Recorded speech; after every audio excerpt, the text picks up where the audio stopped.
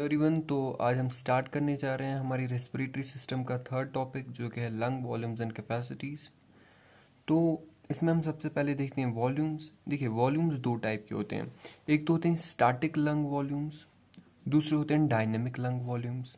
Static lung volumes time independent होते हैं और डायनेमिक लंग वॉल्यूम जो होते हैं वो होते हैं टाइम डिपेंडेंट।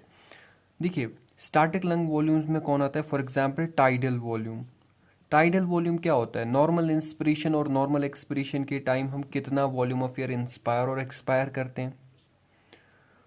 तो ये 500 ml होता है इररेस्पेक्टिव ऑफ एनीथिंग नॉर्मली, ठीक। तो इसमें टाइम का कोई रूल नहीं है। तो ऐसी क्वांटिटीज जिनमें टाइम का कोई रूल नहीं हो, जो टाइम इंडिपेंडेंट हो, उनको हम कहते हैं स्टैटिक लंग वॉल्यूम्स। और ऐसी क्वांटिटीज जो टाइम डिपेंडेंट हो, ठीक, उनको हम कहते हैं डायनेमिक लंग वॉल्यूम्स। तो ये जो डायनेमिक लंग वॉल्यूम्स है, ठीक, इसमें फॉर एग्जांपल आती है forced expiratory volume in first second. देखिए, फर्स्ट सेकेंड आ रहा है, ठीक। अब इनको फर्दर डिटेल में हम थोड़ा सा आगे पढ़ेंगे। बस आप यहाँ पे इतना याद रखिए कि डायनेमिक लंग वॉल्यूम्स वो वॉल्यूम्स होती हैं जो टाइम डिपेंडेंट होती हैं। For example forced expiratory volume in first second.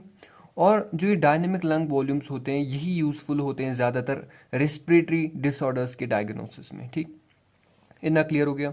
अब क्वांटिटी, अब वॉल्यूम चाहे स्टैटिक लंग वॉल्यूम हो या डायनामिक लंग वॉल्यूम हो, उसको मेजर करते हैं हम स्पायरोमेट्री से, ठीक। इसके बाद देखिए, अब हम पहले लंग वॉल्यूम्स पे आते हैं, ठीक। इस ग्राफ से हम लंग वॉल्यूम्स को समझेंगे। डेफिनेशन हम याद नहीं रखेंगे, ठीक। डेफिनेशन जितनी आपको याद है प्रीवियस क्लासेस से उतनी याद रखेंगे, आपका ज़्यादा टाइम वेस्ट नहीं करेंगे, ठीक। तो देखिए, सबसे पहले टाइडल वॉल्यूम। टाइडल वॉल्यूम क्या होता है? The amount of air inspired, the volume of air inspired or expired during normal inspiration and expiration।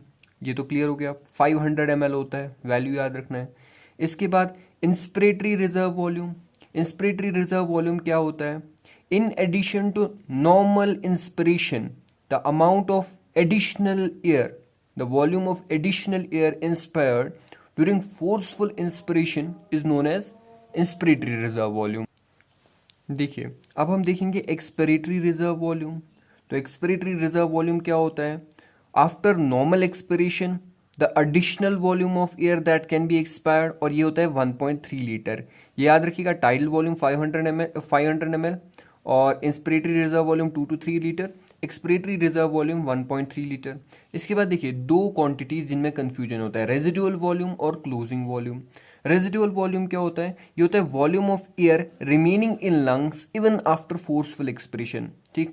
Forceful expiration के बाद भी, यानी ईआरवी बाहर निकालने के बाद भी जो वॉल्यूम ऑफ एयर लंग्स में रहता है उसी को हम क्या बोलते हैं? Residual volume. और ये रेजिडुअल वॉल्यूम कितना होता है? ये रेजिडुअल वॉल्यूम होता है 1.2 लीटर। 1.2 लीटर, इतना समझ आ गया। हम क्या पढ़ते हैं? Closing volume. तो ये एक नई टर्म है। क्लोजिंग वॉल्यूम क्या होता है? जो हमारी लंग होती है, इस लंग के बेसल रीजन पे जो एल्वियोली प्रेजेंट होते हैं, at the end of expiration ये थोड़ा सा जल्दी क्लोज हो जाते हैं। और क्लोज जब ये जल्दी होंगे तो क्या इनमें थोड़ा सा अमाउंट ऑफ, थोड़ा सा वॉल्यूम ऑफ एयर एंट्रैप हो जाता है। उसी एंट्रैप्ड वॉल्यूम ऑफ एयर को जो basal region of the lung में प्रेजेंट एल्वियोले में होता है उसी को हम बोलते हैं क्लोजिंग वॉल्यूम। देखिए, यहां पे समझते हैं।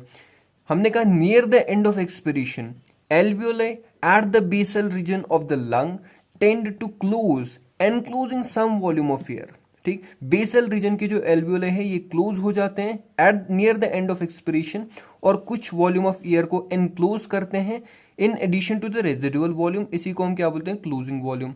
क्लोजिंग वॉल्यूम अच्छे से समझ आया। देखिए, इसके बाद हम क्या देखते हैं? इसके बाद हम देखते हैं लंग कैपेसिटीज। लंग कैपेसिटीज भी आपने इससे पहले क्लासेस में पढ़ी है, तो इसमें भी हम आपका ज़्यादा टाइम नहीं खाएंगे। सबसे पहले इंस्पिरेटरी कैपेसिटी। इंस्पिरेटरी कैपेसिटी क्या होती है? इंस्पिरेटरी कैपेसिटी होती है नॉर्मल एक्सपिरेशन के बाद जितना मैक्सिमम वॉल्यूम ऑफ एयर हम इंस्पायर कर पाएंगे, तो tidal volume plus inspiratory reserve volume. इसके बाद एक्सपिरेटरी कैपेसिटी क्या होती है? नॉर्मल इंस्पिरेशन के बाद जितना मैक्सिमम एयर हम एक्सपायर कर पाएंगे, तो tidal volume plus expiratory reserve volume. देखिए, अब ये FRC है, फंक्शनल रेजिडुअल कैपेसिटी। ये फंक्शनल रेजिडुअल कैपेसिटी क्या होती है?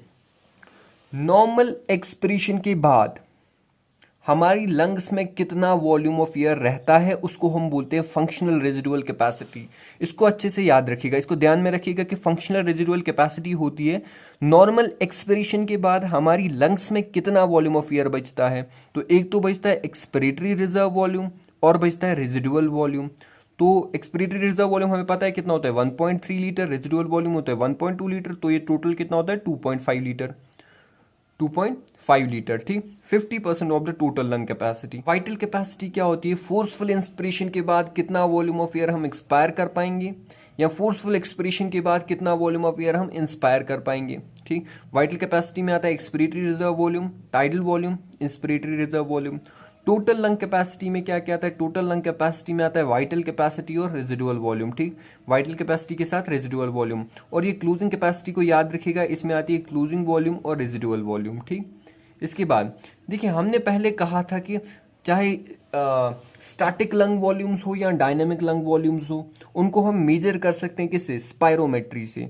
लेकिन कुछ वॉल्यूम्स और कुछ कैपेसिटीज को हम स्पायरोमेट्री से मेजर नहीं कर पाते। तो किस किस को नहीं कर पाते, देखिए एक तो रेजिडुअल वॉल्यूम को और उस कैपेसिटी को जिसमें रेजिडुअल वॉल्यूम आती है उसको हम स्पायरोमेट्री से मेजर नहीं कर पाते हैं। जैसे फंक्शनल रेजिडुअल कैपेसिटी, उसमें आती है रेजिडुअल वॉल्यूम, तो उसको मेजर नहीं कर पाते।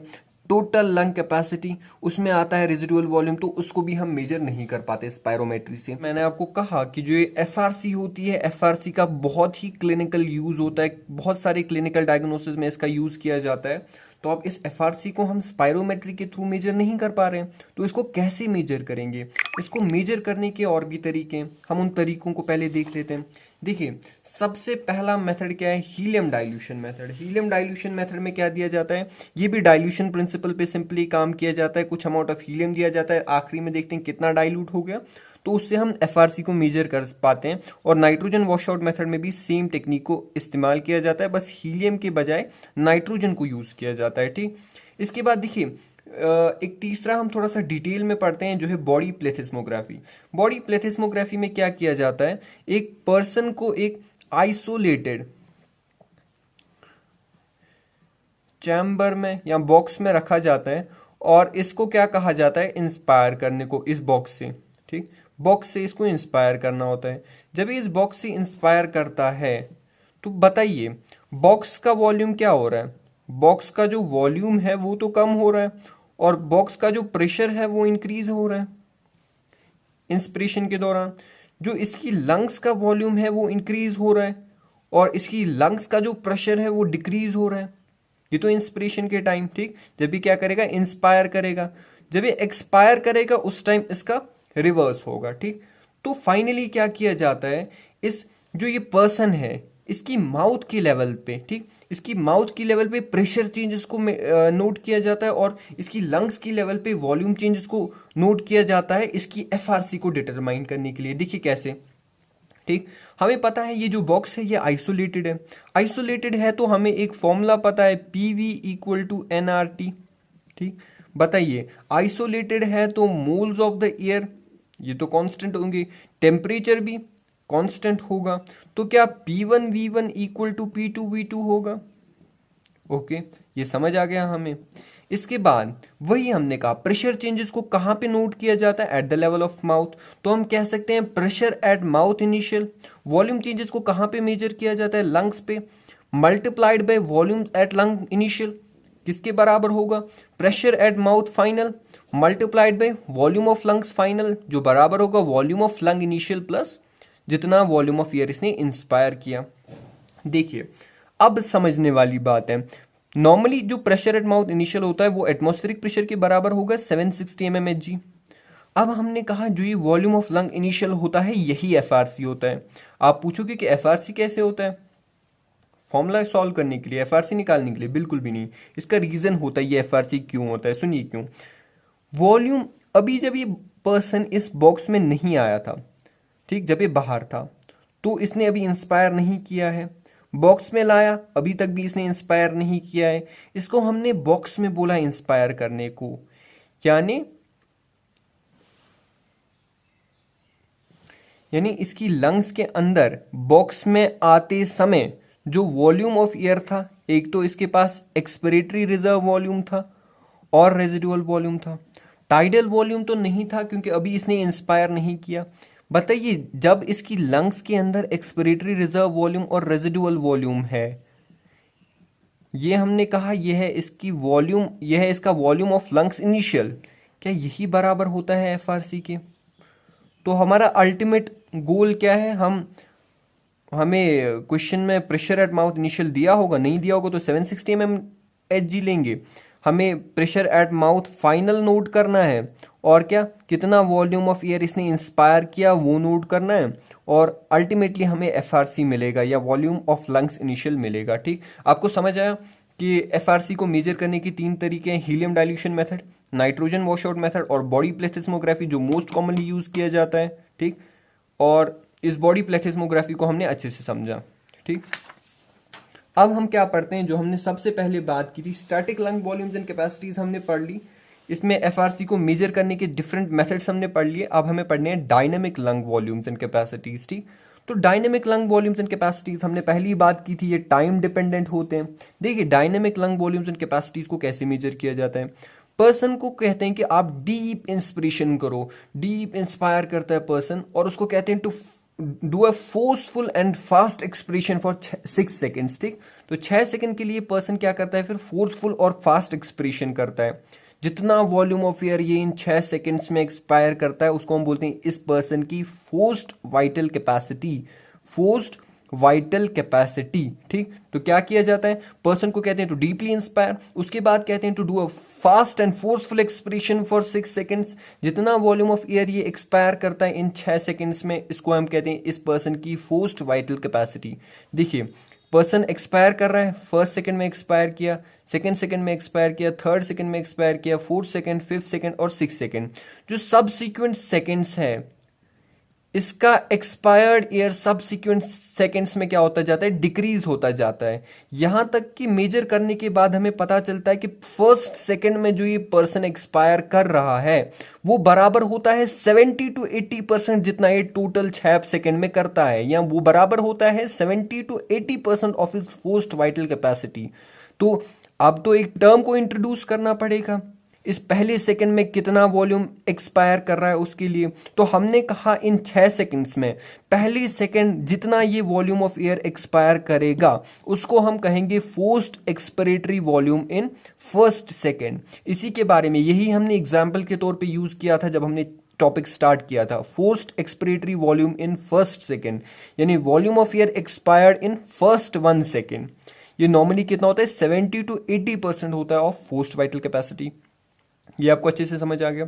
अब देखिए, अब एक रेशियो होता है जिसको हम बोलते हैं टिफेनीज इंडेक्स भी जिसको हम बोलते हैं। ठीक, ये क्या होता है, ये रेशियो होता है इस forced expiratory volume in first second upon forced vital capacity का। हमने कहा नॉर्मली ये 70 to 80% होता है, तो इसकी नॉर्मल वैल्यू 0.8 के करीब होती है। ठीक, टिफेनीज इंडेक्स की। अब इस टिफेनीज इंडेक्स का यूज क्या है, ये हम यूज करते हैं to differentiate between obstructive lung diseases and restrictive lung diseases. ठीक, ऑब्स्ट्रक्टिव लंग डिजीजेस में क्या होता है, ये जो forced expiratory volume in first second है ये या तो नॉर्मल रहता है या तो इंक्रीज करता है, इसी के कारण टिफेनीज इंडेक्स या तो नॉर्मल रहता है या तो इंक्रीज होता है। और रिस्ट्रिक्टिव लंग डिजीजेस में क्या होता है, ये टिफेनीज इंडेक्स डिक्रीज होता है। क्या होता है, डिक्रीज होता है। इतना आपको समझ आ गया अच्छे से। इसके बाद हम क्या पढ़ेंगे, इसके बाद हम पढ़ेंगे फ्लो वॉल्यूम ग्राफ। ठीक, तो फ्लो वॉल्यूम ग्राफ को भी यूज किया जाता है for diagnosis of certain lung disorders. देखिए, फ्लो वॉल्यूम ग्राफ जैसे मैं बोल रहा हूँ ऐसे ही आप एग्जाम में भी लिखाइएगा और ऐसे ही आप इसको याद भी करिएगा। एक्स एक्सिस में होता है इसके वॉल्यूम ऑफ एयर और वाई एक्सिस में होता है फ्लो ऑफ एयर। ठीक, इसके बाद जो नीचे वाला पोर्शन होता है वो दिखाता है इंस्पिरेशन को, ऊपर वाला पोर्शन दिखाता है एक्सपिरेशन को। तो एक्सप्रेशन में भी इसके 2 पार्ट होते हैं। जो लेफ्ट साइड का होता है वो होता है effort dependent part of the loop, और जो राइट साइड में होता है वो होता है effort independent part of the loop.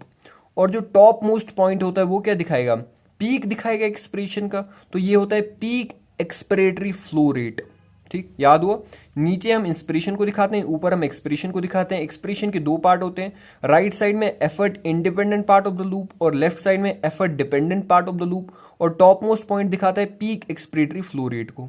ठीक, इतना क्लियर हो गया। देखिए, अब क्या होता है, अगर फ्लो वॉल्यूम कर्व में जो एक्सप्रेशन वाला पार्ट है उसमें भी जो एफर्ट इंडिपेंडेंट पार्ट है लूप का, अगर वो अफेक्टेड हो तो हम कहते हैं person is suffering from chronic obstructive pulmonary diseases, या इसको दूसरी लैंग्वेज में ऐसे कह सकते हैं कि in case of COPD the effort independent part of the loop is affected. इसको हम क्या कहते हैं, इसको हम डॉग लेग पैटर्न भी कहते हैं। ठीक है, कुत्ते की टांग जैसा तो आपको ये लग रहा होगा, है ना, डॉग लेग पैटर्न, या इसको हम स्कूप्ड आउट पैटर्न भी कहते हैं।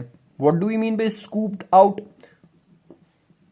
स्कूप्ड आउट, ठीक, जब हम आइसक्रीम स्टिक से आइसक्रीम निकालते हैं तो जब हम स्कूप आउट करते हैं आइसक्रीम को तो जैसा पैटर्न बनता है वैसा ही इसमें बनता है इन केस ऑफ सीओपीडी।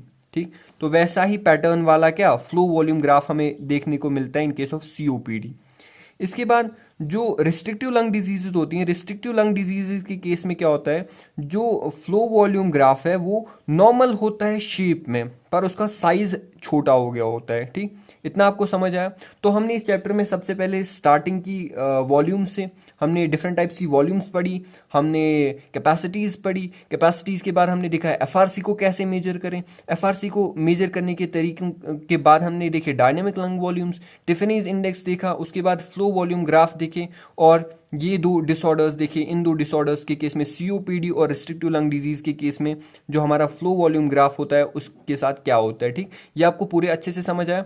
अगर समझ ना आए आप वीडियो को एक दो बार देखिएगा, उसके बाद आप नोट्स को रिवाइज करते जाए। जितनी बार आप नोट्स को रिवाइज करेंगे उतना आपका क्रिस्टल क्लियर होगा कॉन्सेप्ट। ठीक, और उसके बावजूद भी अगर आपको कोई डाउट रहता है तो आप हमें या तो कमेंट्स में बोल सकते हैं या तो हमारी टेलीग्राम चैनल को ज्वाइन कर सकते हैं, लिंक डिस्क्रिप्शन में मिलेगा आपको। Thank you.